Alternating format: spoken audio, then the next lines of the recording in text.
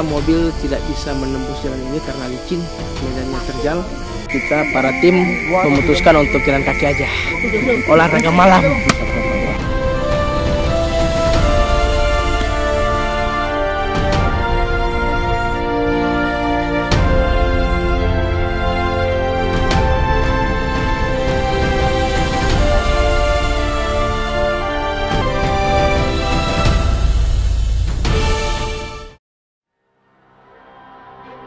Assalamualaikum warahmatullahi wabarakatuh, sobat masjid sekalian. Sekarang kita mengemas dan mempersiapkan peresmian masjid di Dusun Parangkalang, dan estimasi waktu sekitar 7 jam perjalanan lah dari tempat ini, base camp pertama, sampai ke perkampungan Parangkalang. Kali ini tim Masjid Nusantara akan berekspedisi menuju pelosok Morowali Utara dalam agenda penyelesaian masjid di Parangkalang, yaitu sebuah kampung mu'alaf yang didiami oleh suku Takwana. Setiap perjalanan menjangkau umat di pedalaman menjadi kisah tersendiri bagi kami yang sulit terlupakan. Sebelum perjalanan dimulai, yang pasti kami selalu mengawalinya dengan berdoa. Mari kita berdoa semoga Allah Subhanahu wa Ta'ala memberikan kita keselamatan sampai ke tujuan barokah. Mari kita berdoa. Bismillahirrahmanirrahim. Masjid Nusantara hadirkan masjid di pelosok negeri. Allah Akbar.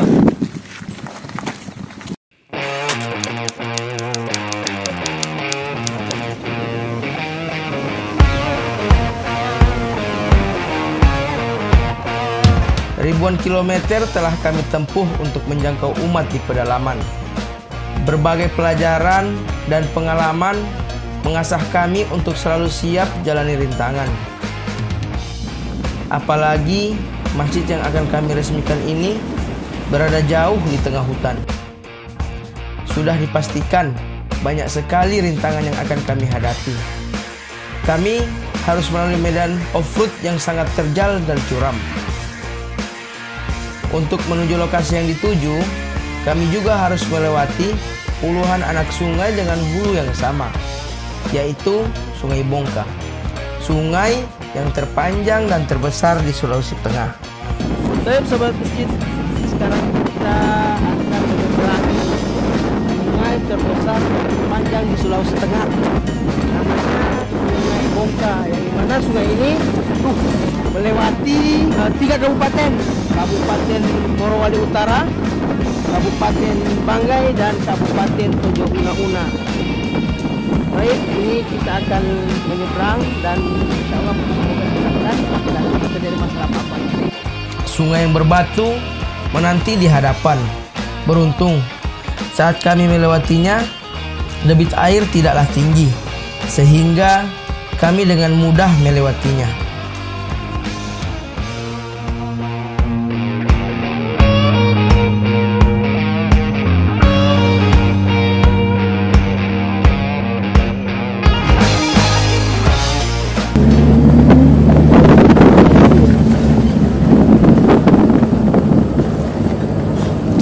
Jangan manyun aja bang. Kita senyum dikit. Ini namanya serius bang. Oh, ini serius namanya. Sakit hati bang. Jalur yang kami lalui menuju Parangkalang masih didominasi jalan tanah. Jika turun hujan, pastinya akan bertambah licin dan sulit dilalui. Di beberapa titik, jalan tanah tampak berlubang cukup dalam. Mobil pun dipacu lebih hati-hati. Jalanan semakin sulit dilalui. Kami pun terpaksa turun dari mobil dan mulai berjalan kaki. Tidak terbayang bagaimana masyarakat setempat harus melalui jalan terjal ini setiap harinya.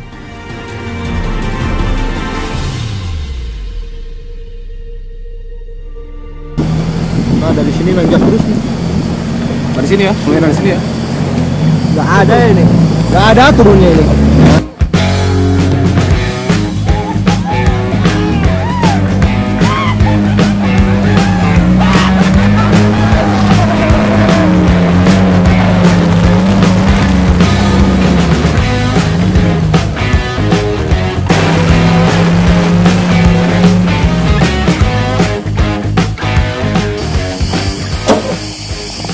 ada kendala sedikit. Kayaknya mogok. Lagi juga naik dia melintar. Pala aja tegang ini udah belum.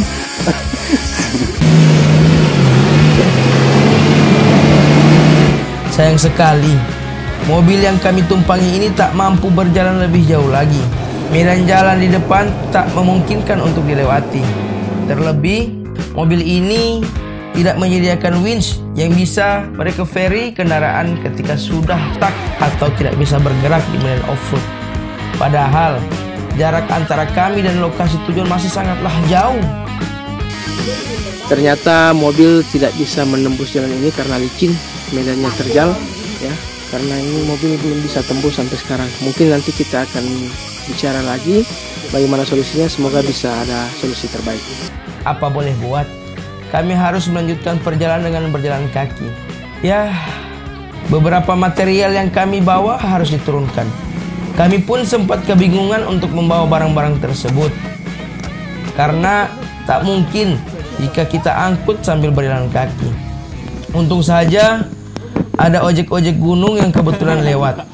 Kami pun coba memberdayakan ojek-ojek gunung itu untuk membawakan barang-barang ke lokasi tujuan. Sementara kami harus melanjutkan perjalanan yang jauh sekali. Dan kita para tim memutuskan untuk jalan kaki aja. Olahraga malam. Oke. Sementara kami harus melanjutkan perjalanan sejauh puluhan kilometer dengan estimasi waktu 5 jam berjalan kaki.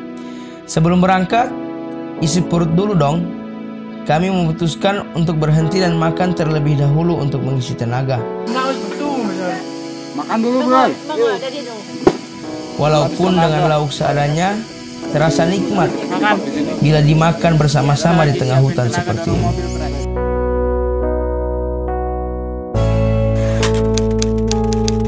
Kita melanjutkan perjalanan ini dengan jalan kaki sampai insya Allah dengan selamat. Perkiraan jam berapa sampai? Ini Jam setengah 6. jam setengah 6. Ya 9-10 malam lah. Oke. Insya Allah. Dengan penerangan seadanya, insya Allah Allah lindungi semua. Mari kita mohon doanya ya. Come on. Ayo, pelan-pelan. Mengingat hari sudah semakin gelap, kami pun bergegas untuk melanjutkan perjalanan. Jalanan yang menanjak, curam dan panjang, belum lagi tanah lumpur yang licin membuat kami sulit untuk berjalan. Kami pun beberapa kali harus beristirahat lantaran sulitnya medan jalan menuju tujuan. Sudah di mana kita? Sekarang kita sudah sampai di pancuran yang kesekian. Insya Allah 15 menit lagi kita akan menempuh perjalanan ke puncak Ngoyo namanya. Dan kita akan menurun lagi sekitar 1,5 jam lah. Beruntung di beberapa titik pendakian ada sejumlah mata air yang kita bisa singgahi. Di sana kita bisa istirahat sambil mengisi botol air minum. Masya Allah. Enak juga kayaknya. Seger betul. Malam semakin dingin. Tidak terasa kami telah melakukan perjalanan kaki selama 4 jam di malam hari. Dan lokasi tujuan pun belum juga sampai. Sungguh melelahkan. Kelihatan logo itu. Ini adalah mobil yang sudah sekitar hampir setahun. Kenapa dia? Gak fokus di situ. Dari. Aduh ya Allah. Besok dia.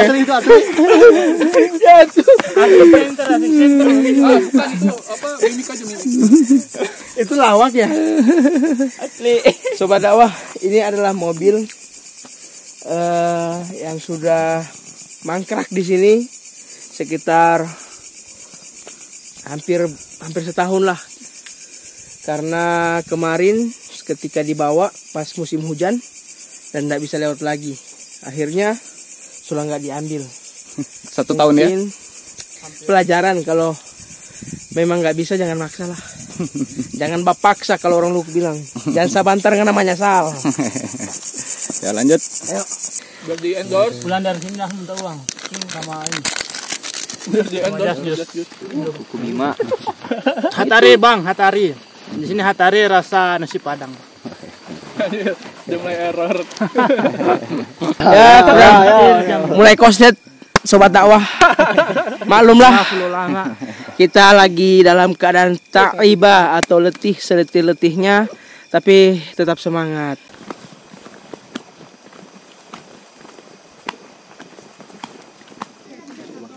Gak laku-laku. Mari kita bekerja.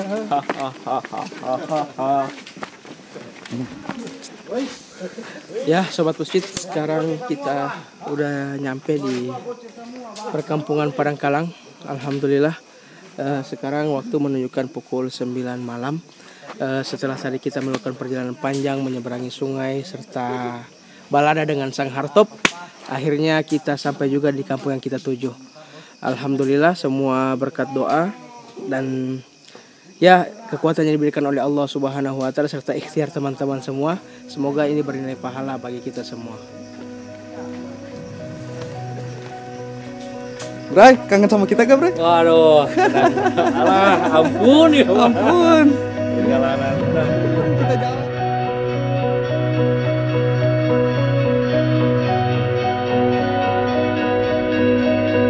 Setelah melalui perjalanan yang cukup melelahkan, akhirnya tibalah kami di Kampung Mu'alaf Padangkalang. Kampung yang dikenal dengan negeri di atas awan ini letaknya jauh di tengah hutan cagar alam Morowali Utara.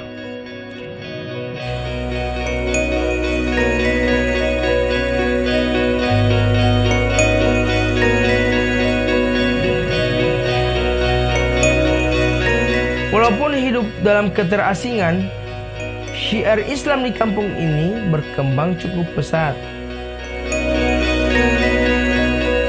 Tentunya berkat hidayah serta jeripaya para dai yang memilih berjuang menegakkan agama Allah di pedalaman Morowali Utara.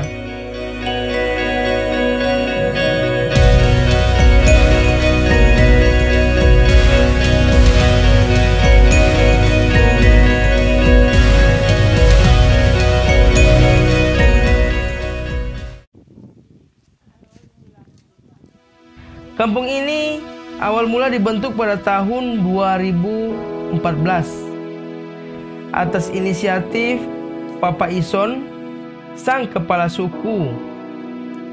Kala itu penghuninya berasal dari kelompok-kelompok kecil suku Takwana, yang dimana mereka masih menganut gaya hidup nomaden serta berkeyakinan animisme. Mereka kemudian berkumpul untuk hidup menetap di kampung ini. Berkat program pembinaan keislaman oleh para dai, jumlah muslim suku Takwana di Padangkalang kian hari kian bertambah. Alhamdulillah, Padangkalang kini dihuni oleh 25 kepala keluarga dengan 58 jiwa warga muslim.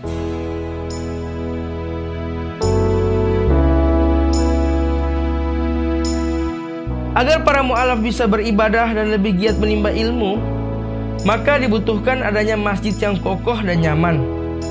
Untuk itu, Masjid Nusantara pun hadir untuk memfasilitasi kebutuhan rohani mereka. Atas kolaborasi yang solid dengan para dai, akhirnya masjid yang lama dinanti kini telah berdiri kokoh. Inilah Masjid Taman Surga suku Takwana. Masjid baru di Kampung Mu'alaf Padangkalang yang sederhana namun mempesona. Ukurannya cukup luas, sekitar 8x8 meter persegi. Namun, untuk membangun masjid ini perlu waktu yang tak sebentar. Kurang lebih 4 bulan lamanya proses pengerjaan. Hal ini dikarenakan sulitnya akses jalan di pedalaman Morowali Utara, itu yang menjadi penyebab molornya proses pembangunan. Menjadi tantangan tersendiri bagi tim Masjid Nusantara saat berjibaku mengangkut material menembus hutan. Alhamdulillah, Allah pun memudahkan prosesnya sehingga masjid ini akhirnya terbangun dan rampung. Agenda peresmian pun dimulai. Kami bersama para mu'alaf berkumpul di pagi hari untuk meresmikan Masjid Taman Surga Suku Takwana. Walaupun hidup dalam keterbatasan ekonomi, warga begitu kompak menyumbang bahan makanan yang mereka miliki. Alhamdulillah, semua warga ikut berpartisipasi. Semoga saja menjadi berkah untuk kita semua. Ya, warga sekarang sudah mulai pada ngumpul untuk datang ke lokasi Masjid Taman Surga Padangkalang untuk persiapan acara peresmian di hari ini, yang dimana masjid tersebut dibangun oleh Yayasan Masjid Nusantara melalui dana para donatur sekalian.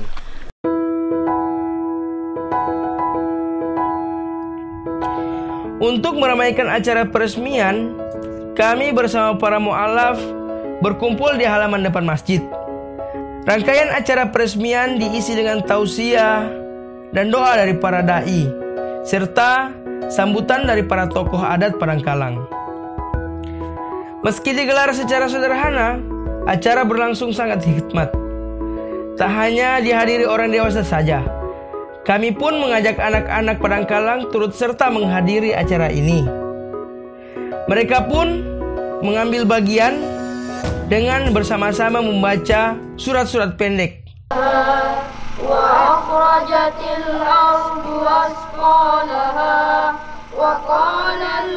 Anak-anak itu dengan fasihnya membacakan surah Al-Zalzalah dan Al-Ma'un. Sungguh menyejukkan hati.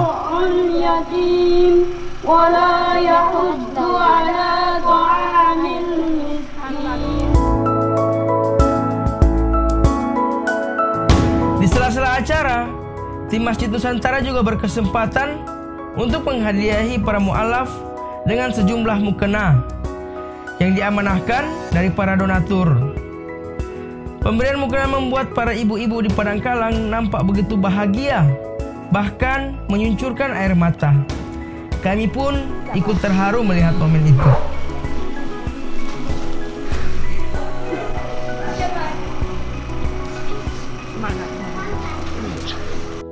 Terima kasih para donatur, karena kalian telah peduli dengan saudara seiman yang jauh di pedalaman.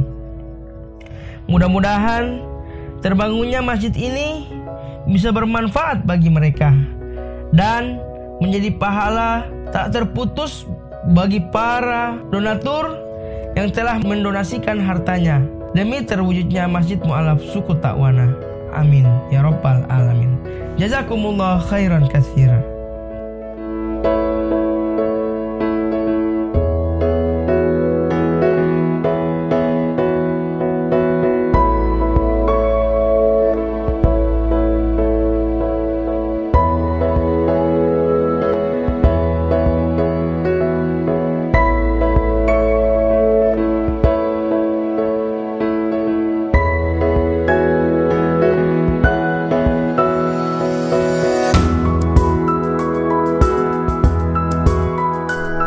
Banyak nikmat yang senantiasa terlupakan oleh kita semua para manusia.